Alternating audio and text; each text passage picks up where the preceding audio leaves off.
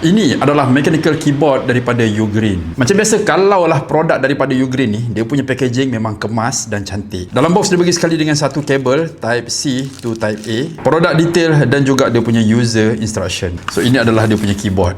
Hui, cantik ah. Untuk design dia menggabungkan dua warna, putih dan juga hitam, dan untuk saiz dia adalah 70%. So keyboard ni dia bukan wireless, dia hanya ada satu mode sahaja, iaitu wire. Bagi aku keyboard ni memang sangat sesuai untuk korang yang suka konsep yang simple dan minimalis. Bahagian belakang ni ada dua level untuk korang tinggikan ikut keselesaan korang. And dekat atas ni ada satu port Type C untuk sambungan wire dia. So untuk dia punya bunyi keyboard guys, jom kita try.